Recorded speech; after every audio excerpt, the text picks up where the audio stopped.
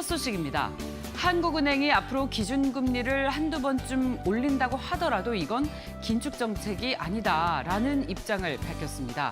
어제 내놓은 2021년 6월 통화신용정책 보고서를 통해서 이렇게 밝혔는데요. 이유는 앞으로 경기 회복이 빨라질 경우에 한국은행은 금리 인상을 단행할 가능성이 있다라는 것입니다. 그래서 이렇게 얘기를 한 것을 보면 한국은행이 이제 조만간 금리 인상을 하게 되지 않겠냐라고 시장에서는 해석을 하고 있는데요.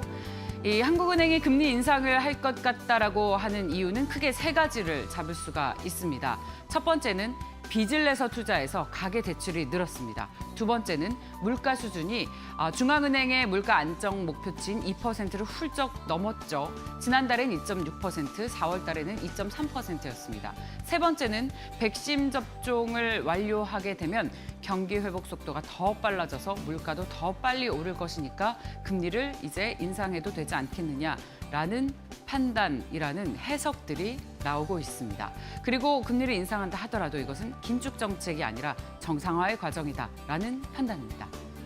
다음 소식 보겠습니다. 카카오가 네이버를 턱밑까지 쫓아왔죠. 카카오가 어제 3.5% 정도 올랐고 이건 13만 3,500원인 것은 지난 4월 15일 5대1로 액면 분할을 한 뒤에 장중 기록했던 신고가를 갈아치운 숫자입니다. 네이버는 어제 4% 올랐는데요. 카카오의 주가는 올해 무려 68% 올랐고 네이버의 주가는 27% 올랐습니다. 카카오의 주가가 네이버보다 거의 3배 가까이 많이 올랐죠. 카카오가 과연 앞으로 네이버를 뛰어넘을 수 있을지 관심이 집중되고 있는데요. 이 카카오는 자회사들의 성장을 기반으로 공격적으로 사업을 확대하고 M&A하고 또 기업 공개를 하면서 기업의 가치를 계속해서 높이고 있습니다. 네이버는 이커머스 시장인 쇼핑 사업에 주력을 하면서 기업 가치를 키우고 있습니다. 카카오의 목표 주가가 평균 13만 7천 원 정도고요. 네이버의 목표 주가는 평균 49만 3,400원 정도로 측정이 돼 있는데요. 카카오의 자회사 모멘텀은 앞으로도 계속 있죠. 카카오페이, 카카오 재팬, 카카오 모빌리티가 계속 기업 공개가 예정이 돼 있습니다. 그리고 네이버는 앞으로 지금처럼 이커머스 분야에서 계속 이익이 급증할 것으로 기대되고 있지만 걱정스러운 것은 이 이커머스 시장의 성장을 위해서 계속해서 개발 운용 비용을 들고 있다는 것입니다. 앞으로 이익 성장이 좀 둔화되지 않겠느냐는 우려가 있는데 이 개발 운영 비용에 전년보다 무려 16% 더 늘어난 1조 2천억 원을 쓰고 있습니다. 카카오는 우려가 없을까요? 이렇게 자회사가 계속해서 기업 공개를 할 경우 카카오의 지분 가치는 좀 희석될 수 있다라는 포인트가 있으니까요. 투자하시는데 참고해 보셨으면 좋겠습니다. 온실가스 배출량은 줄이고 친환경 수소 시대를 대비하기 위해서 또 하나의 수소기업 연합체가 구성됐습니다. 현대차가 수소 전기차를 만들고 있죠. 그래서 이 현대차를 중심으로 앞으로 수소의 생산과 공급 사업에 뛰어든 SK, 포스코 그리고 효성이 손을 잡고 9월까지 한국판 수소위원회를 설립하기로 했습니다. 왜 이렇게 재계총수 4명이 모였냐? 다 이유가 있습니다. 친환경 수소 경제는 어느 한 기업의 노력만으로는 달성하기 어렵기 때문이에요. 예를 들어보겠습니다. 수소 전기차를 만들었습니다. 그런데 충전 시설이 없으면 제대로 운행을 할 수가 없겠죠. SK가 충전 시설을 만들어야 합니다. 그런데 이 충전 시설을 구축한다 하더라도 생산이나 운송 능력이 떨어지면 또 충전소 활용도가 떨어지게 되죠. 포스코와 또 효성의 역할을 할 수 있을 것 같습니다. 그런데 여기에 더해서 수소를 생산하는 과정에서 온실가스를 과도하게 배출하게 될 경우 애초에 목표였던 친환경이나 탄소 중립 같은 명분엔 어긋나게 되죠. 이렇다 보니까 특정 기업이 밸류체인 전부를 독점할 수 없고 지금과 같은 기업 간의 협력 모델을 구축해야 합니다. 응원하겠습니다.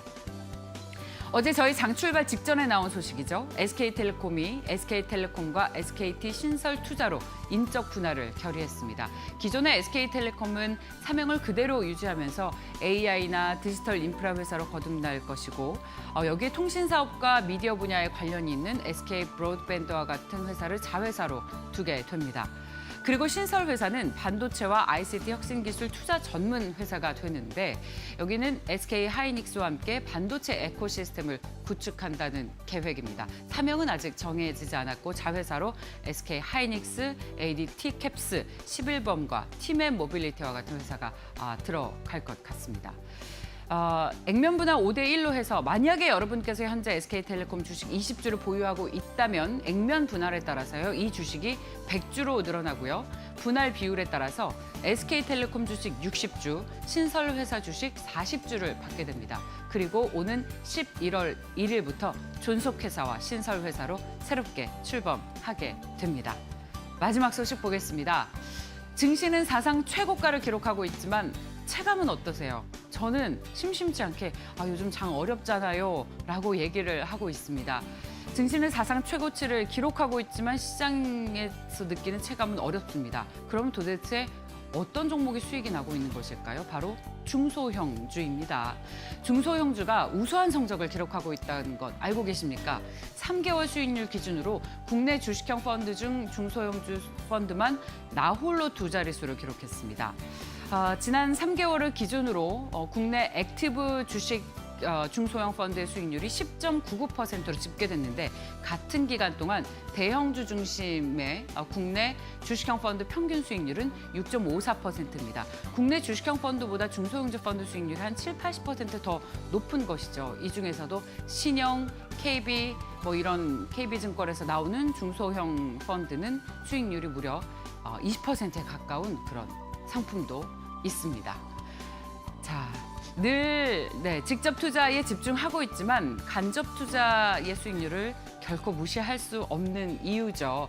펀드 혹은 ETF 상품도 관심을 가지면서 다양하게 포트폴리오를 구성하는 것이 여러분들의 긴 투자 수익률에 있어서는 큰 도움이 될 수도 있을지 모르겠습니다. 자, 오늘 증권사에서는 어떤 이슈에 주목을 하고 있을까요? 유안타증권 영업부의 박우경 차장과 함께 이야기를 나눠보겠습니다. 차장님, 안녕하십니까? 네, 안녕하십니까. 오늘은 어떤 이슈에 주목하고 계십니까? 최근 들어서 지수는 고점인데 그 섹터별 차별화들이 좀 엄청 좀 심한 것 같습니다. 그래서 체감이 앞서서 이제 앵커분께서 말씀하셨던 것처럼 체감이 좋은 섹터로는 의료기기 업종들이 최근에 전 세계적인 경제 회복 및 수출 재개로 실적 성장세가 곧바로 좀 빠르게 좀 진전되고 있는 것들이 의료기기 업종에 대한 주가의 탄력도들을 좀 빠르게 좀 높여주고 있습니다.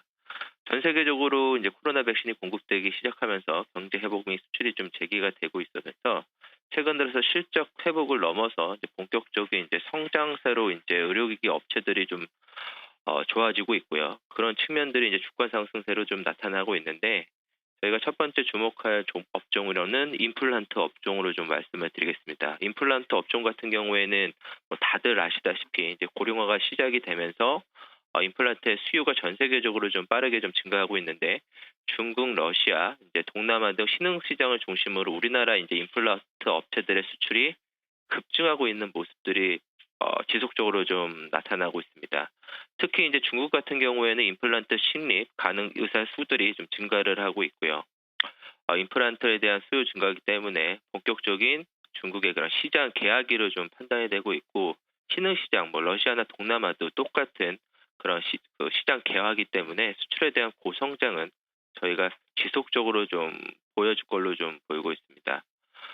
최근 들어서 이제 부진했던 신흥 시장 대비 상대적으로 부진했던 미국, 유럽 등에 대한 선진 시장에 대한 이연 효과도 본격적으로 좀 하반기에는 좀 나타날 걸로 좀 보이고 있고, 그래서 미국, 유럽 지역뿐만이 아니라 전 세계적으로 좀 익스포저가 높은 그 중에서 가장 좋은 덴티움으로 좀 말씀을 드리고 싶습니다. 덴티움 같은 경우에는 AS 단가가 상대적으로 좀 높기 때문에 해외 매출 비중의 확대가 곧바로 실적에 대한 그런 바로미터로 좀 나오고 있고요. 중국과 베트남에 대한 신공장 가동이 좀 본격화됨에 따라서 원가율에 대한 개선들이 좀 확인이 되는 점들이 임플란트 업체 중에서는 좀 성장성이 가장 크게 좀 남아 있다라고 좀 보여지고 있고, 두 번째로는 이제 그 에스테틱 의료기기라고 할 수가 있는 그 제품으로는 이제 클래스C의 이제 슈링크라는 제품이 있는데 이 업종 같은 경우에는 소모품에 대한 매출과 이제 수출 확대가 이제 주가 상승의 이제 트리거라고 보여주고 있습니다. 최근 들어서 국내뿐만이 아니라 국내 뭐 미용 시술에 대한 수요가 증가할 뿐만이 아니라 올해 들어서는 이제 그 백신에 대한 효과가 좀 나타나다 보니까 이제 해외에서도 본격적인 미용 시술도 다시 한번 그런 재개화가 되고 있는 측면들이 좀 보여주고 있고요.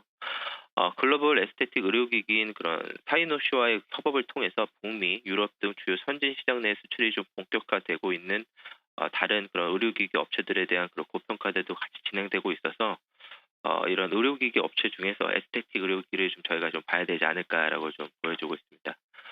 마지막으로는 이제 그 필러, 톡신 부분에 대한 주가들도 최근 들어서 좀 상당히 좀 좋아지고 있는데, 뭐 국내 톡신 간에 최근에 뭐 그 소송이나 균주에 대한 논란, 뭐 품목허가 취소 등 각종 노이즈들로 인해 가지고 이런 센티드들은 이미 그 시장에 좀 다 반영이 됐다라고 좀 보여주고 있고요. 그 중에서 저희가 고성장하고 있는 그런 부분들에 대한 체크를 한다라고 한다면은 중국에 대한 그런 정식 톡신 시장에 진출하고 있는 그 중에서 이제 밸류에이션 리레이팅이 가장 크게 좀 높아질 수 있는 종목으로는 휴재로 말씀해 드릴 수가 있을 것 같습니다. 네, 오늘 굉장히 다양한 종목들 소개해 주셨는데 차장님께서는 이 가운데 최선호주로 뭘 꼽고 계세요? 저희가 최선호주로는 이제 덴티움을 좀 최선호주를 꼽고 있고요. 이제 두 번째로는 이제 슈링크 제품을 좀 판매하고 있는 클래시스 이렇게 원, 투 이렇게 네, 슈링크 저희도 슈링크 참 좋아합니다. 감사합니다, 차장님. 잘 들었습니다. 네, 감사합니다. 네.